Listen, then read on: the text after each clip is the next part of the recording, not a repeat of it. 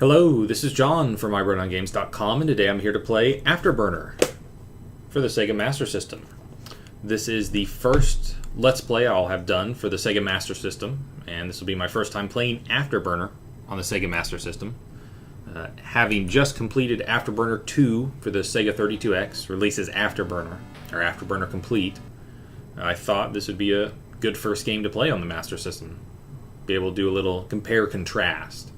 Like I said, I have not played this outside of the little bit of messing around to get ready for the video. The original arcade version of Afterburner was released in 1987. Just like the sequel is a product of Yu Suzuki and Sega AM2. It was released by Sega, naturally. This version, the home port for the Master System, was released in late 87 in Japan, so just a handful of months, half a year later after the arcade release.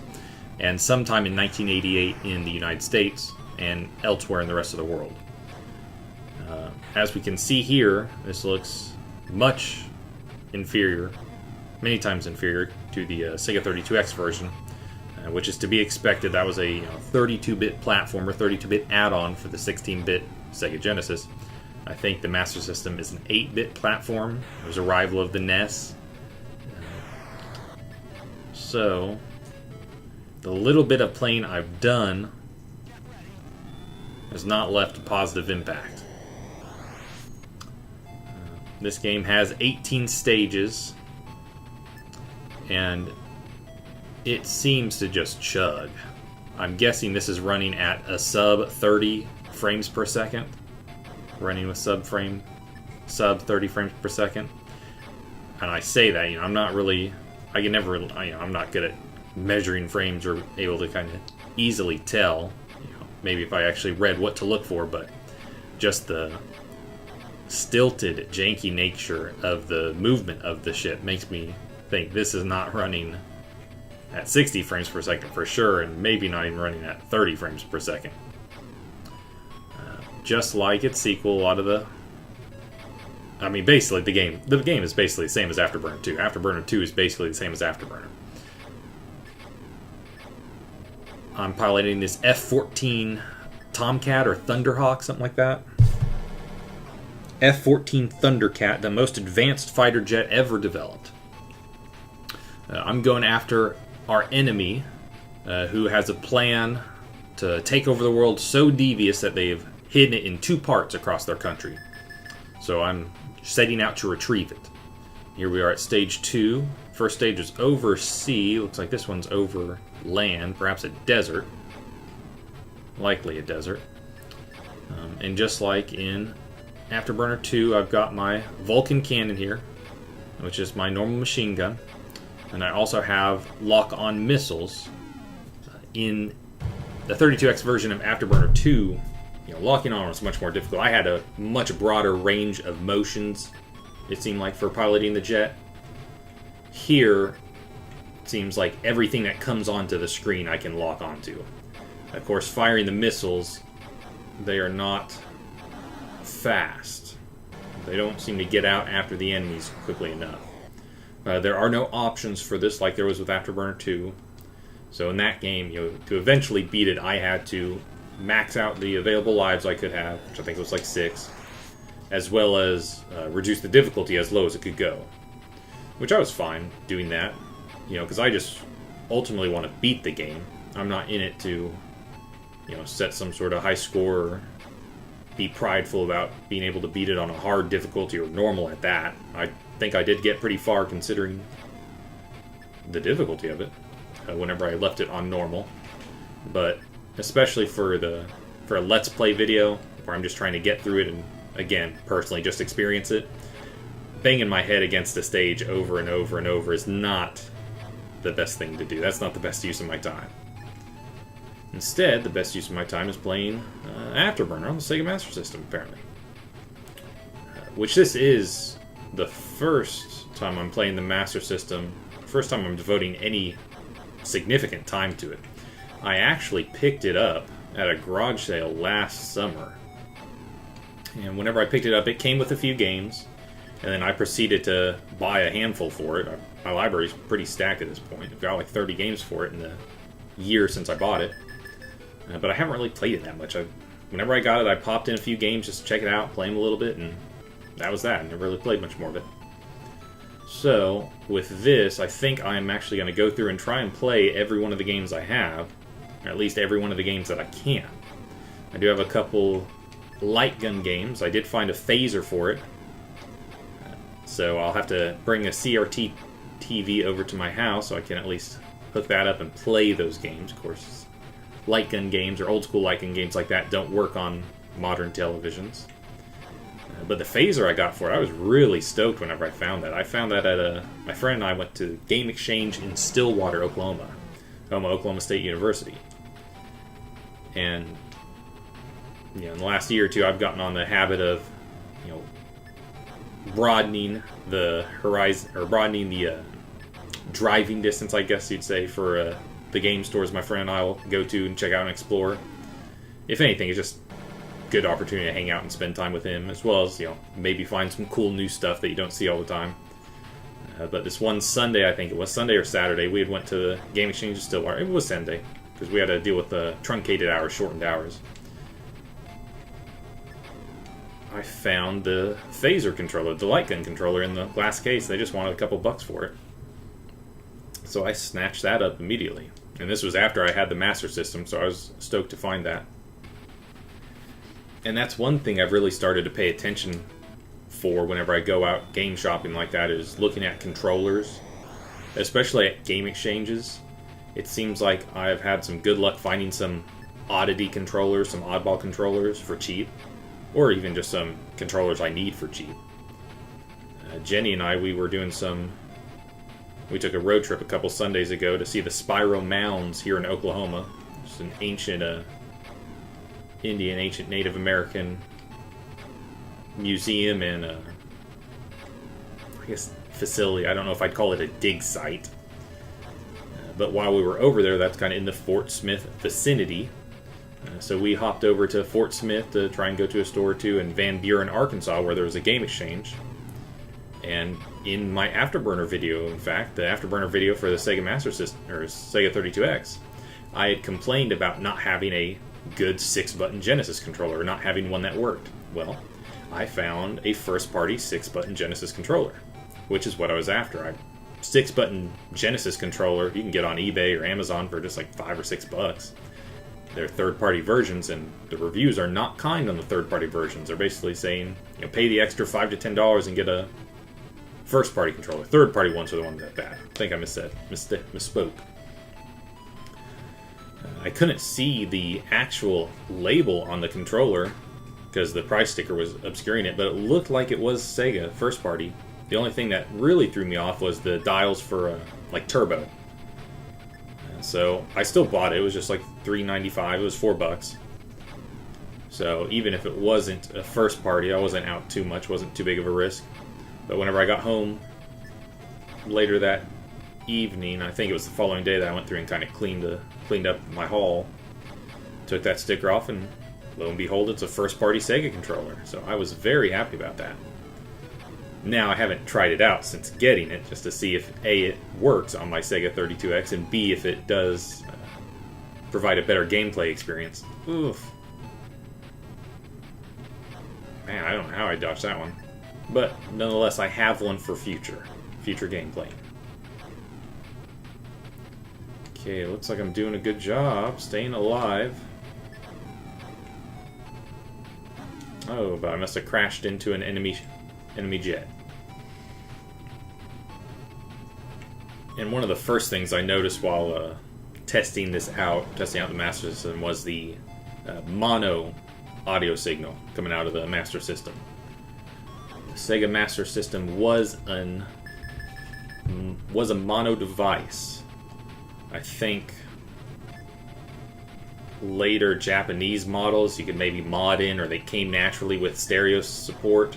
And you can mod any of them, I guess, but you can mod the North American version, the North American Master System 1, to have stereo output. The only thing is, no game is really designed for it. So I guess you would just be spreading that mono signal across stereo speakers. Just having it output the same signal on both. But Man, this game, I don't know. This is a sorry excuse for the arcade version, but I guess if you're playing home consoles at the time the arcade version came out, this is the best you could do.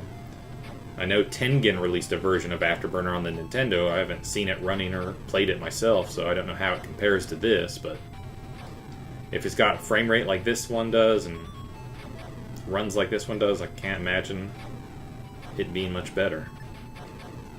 I think, in the little bit of reading I've done so far on this game, I think this was the first, or one of the early 4 megabyte cartridges released for the Master System. I know on their iconic box arts, you know, Master System had some pretty iconic box art, having just the graph paper background with like a solitary image or something like that. Of course, the game's title, they also advertise, hey, this is a 2 mega cartridge or a 4 mega cartridge. Seemed like they're really intent on highlighting that, really using that as a selling point. And that's what they did for this one, you know, Afterburner, a 4 mega cartridge. So I guess at the time this released for the Master System, this was pretty much the cream of the crop.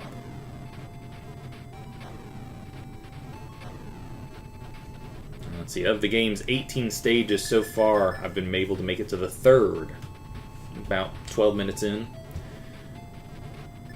I don't foresee myself playing too much more of this. And now I know I said that with like every video of the Afterburner 2, Afterburner Sega 32X Let's Play. But I think with this one I may mean it. I need to do some research to see if there are some continue spots, like there was in Afterburner on the Sega 32X. Because that's really what allowed me to keep playing that game, keep making progress, and eventually beat the game, is the ability to continue. If I have to start this game from stage 1 every time and try and progress to stage 18, that ain't happening. Yeah, I don't know that I even want to put up with it, even if there are continues. But I will do some due diligence and do some further reading before I write it off wholesale. But you know, this may be the only video I do for this. And it'd probably be for the best. I've got like 29 other Master System games to get around to playing. There is extra lives. There are extra lives awarded in this game, just like there were in Afterburner on the Sega 32X. Looking through the manual, they are awarded at 5 million and 15 million points. And that seems like a hefty sum to reach. Yeah, I'm only at 67,000, 70,000 on this first stage. Of course, I don't think I've got that far in this first stage. It's kind of unhelpful whenever the score is obscured in the way it is, where it doesn't tally automatically. You only see it whenever you lose a life, or I guess in between stages did it show it? I think it did. Of course, that's probably just due to the limited processing power of the Master System. And just be one more thing running on the heads-up display. Yeah, so we're at 100,000. Yeah, I'm not even really using my missiles. I probably need to use my missiles, but I may have an easier time of it. I don't even know that they're catching up to the enemies that are coming up from behind me. I guess missiles may just be beneficial for those enemies coming from head-on.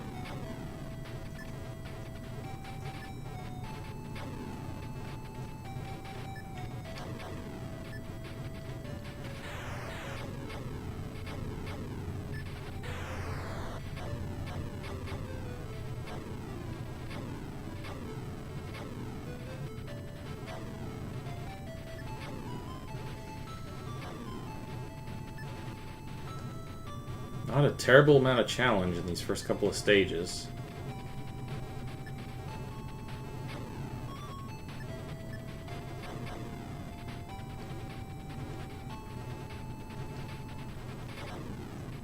Of course, I haven't made it past stage 3, so it's not to say it's without challenge. I believe I'm out of missiles. I'd like to at least make it far enough to see if there's a checkpoint stage. Maybe I could figure that out before, ending this Let's Play and doing some further research. And it looks like missiles may just replenish at the end of each stage, in between stages.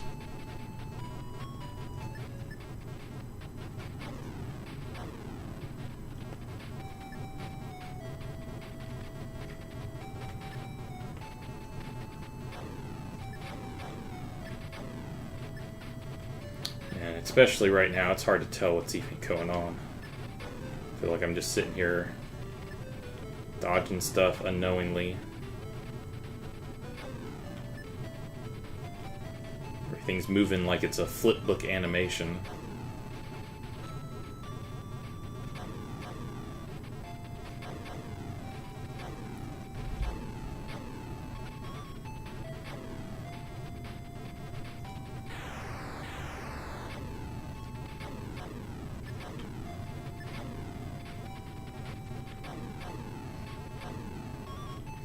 I can still do the barrel roll in this game.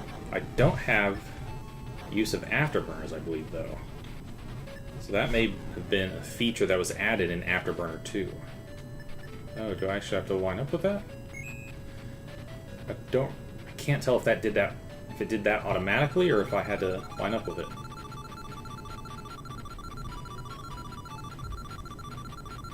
Okay, I guess the hit points is where I get the big boost. Trying to get those bonus lives. Yeah, now I'm halfway there to an extra life. Stage 4. Stage 4. Looks like we're over water again. Lots more rocks. We must be on like a coastline.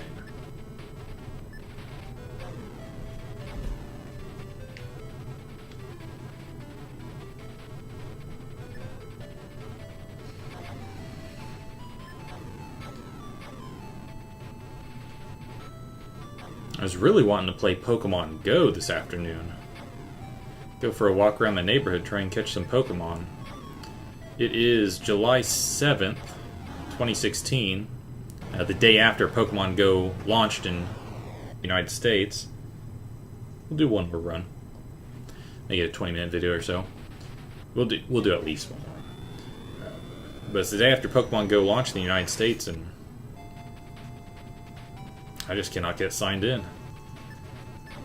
That's what I'm seeing all over Facebook and Twitter as well, so... I mean, Niantic and Pokemon Company are having terrible server issues, server overload, which is not really surprising. Everything that launches with some sort of online functionality, anything that's halfway popular, seems like that's the fate the first couple days. Just basically inability to play it. So that kind of forced my hand on playing this, starting this up, which I'm fine with. I needed to. I am quite interested in getting to play more Pokemon Go, though. The night it came out, I was able to play like 10 or 20 minutes of it before my battery was dead. It was already dying. I just got around to playing it late in the day. I got a Bulbasaur. Started off with Bulbasaur. I figured that's what I started off the original Pokemon with. May as well start off Pokemon Go with it. Named it Vangelis after the Greek composer, the Greek musician. Then I caught a Venonat in my house, so I didn't have to walk far for that one. And named that thing Tang Duster. Tang is in the orange powdery drink. Because that was on my mind, I guess. And then there were a couple other Pokemon that were in the neighborhood. I did use my phone to track the bike ride I went on right afterwards, but the battery was so low and I was having issues connecting even then that I couldn't catch any of the other Pokemon in my neighborhood. But going for the ride, it seemed like there was a handful. So, like I said, I'm interested to play more of it. And I grew up on Pokemon. I'm a big Pokemon fan, so of course I want to play more of it. This isn't. I'm not like somebody who's an undercover or closeted Pokemon fan. It seems like whenever something like this comes out, some big Pokemon revelation, new game, it seems like this. Well, at least especially with this one, it just seems like my Facebook is just lit up with everybody playing this game. was like, oh man, you play Pokemon? Cool, you play Pokemon too? What? Which is good. Yeah, I was telling my mom on my way home from work today, it feels like I'm in grade school again. Everyone's talking about Pokemon.